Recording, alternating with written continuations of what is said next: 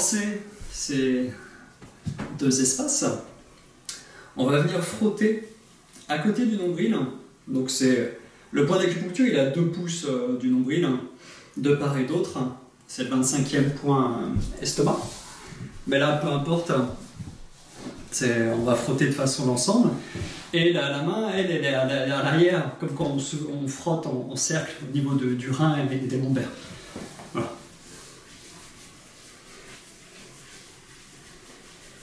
Donc c'est coup double. Ça agira sur les reins. Et la digestion aussi, sur la motricité intestinale. Il est beaucoup utilisé pour ça, ce point-là, qui est à côté du nombril. Donc hauteur du nombril à 2 pouces de largeur, de part et d'autre. Sur la page secrète consacrée aux élèves, tout en bas, vous avez des documents. Et j'ai mis justement plusieurs points d'acupuncture, extraits d'un manuel de médecine. Donc comme ça, vous pourrez voir exactement où ils sont placés. C'est les plus fréquents qu'on utilise. De l'autre côté,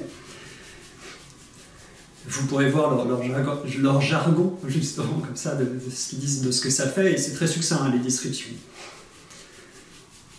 Mais ça permet de les relire plus facilement, si vous voulez les retrouver. Si vous sentez que c'est pas juste de chauffer les zones, allez-y plus en massage. Voilà. Donc tout ce volume qui nous intéresse, on va prendre largeur des épaules. Le sacrum est lâché, verticalisé. Et on va placer les mains justement pour vérifier que ça ne part pas dans tous les sens.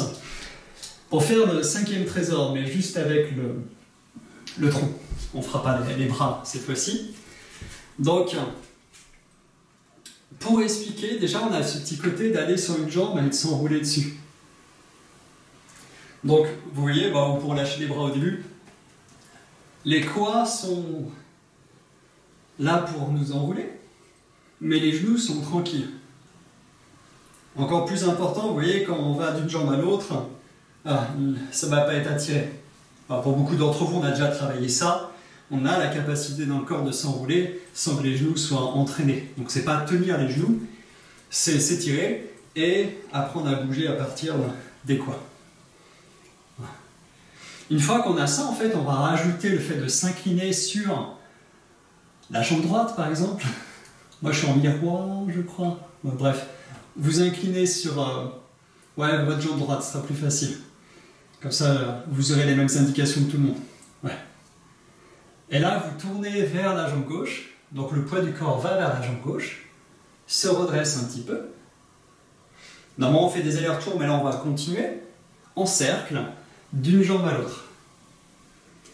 Donc il faut bien prendre le temps d'aller sur une jambe, de se pencher, de tourner vers l'autre. Et ce qui est moteur, c'est ça. Tout le bas du dos. Et le bas-ventre.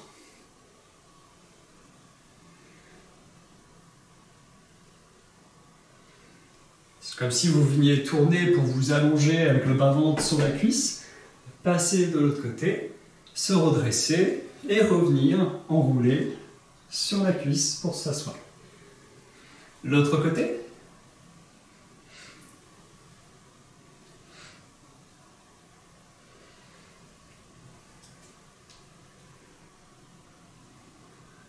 Voilà.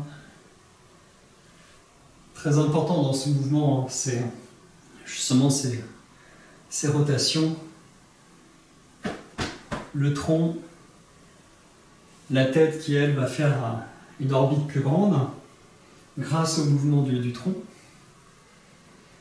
Voilà. Ça peut être très bien fait plus large et avec le même principe. Donc là, il faut prendre plus soin des genoux pour resserrer un peu les jambes. Donc jouer avec les quads, avec cette ouverture et le dos qui reste aligné. Donc le sacrum ne va pas remonter, c'est toujours lâché, suspendu, dans l'autre sens. C'est un exercice qu'ils font en lutte chinoise. Enfin, un peu différemment que ça, ils le font plus à fond les ballons et avec le poids du corps qui change aussi d'avant en arrière. Ils servent de ça pour faire basculer après des partenaires qui sont sur eux. L'anneau, là, c'est pour travailler cette souplesse et pour que les centres ils soient emportés dans des rotations. Voilà. Ok. La barrique. Donc on est une barrique remplie d'eau. Les mains sont fixes. Et en fait, on va rouler tout le volume de la barrique en cercle. C'est comme si vous y alliez sur arrière des talons, pied droit, l'avant, pied gauche, arrière des talons. Et essayez de bien garder les bras à point fixe dans l'espace, ce sera plus intéressant pour étirer. Voilà. Hop. La barrique, pour secouer l'eau. Donc pareil, le mouvement là, il va naître surtout entre nombril et plexus, là pour ce qui nous intéresse. C'est là ça qui guide. Il y a plusieurs variantes. N'hésitez pas à changer de sens. Donc ça passe comme ça sur tout le volume du corps qui roule dans un sens, dans l'autre.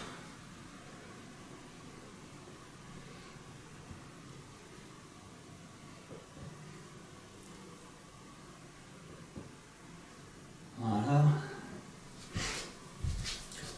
On tapote un petit peu entre nombril et plexus, les côtés aussi, derrière, juste pour affirmer la zone, pour bien la sentir.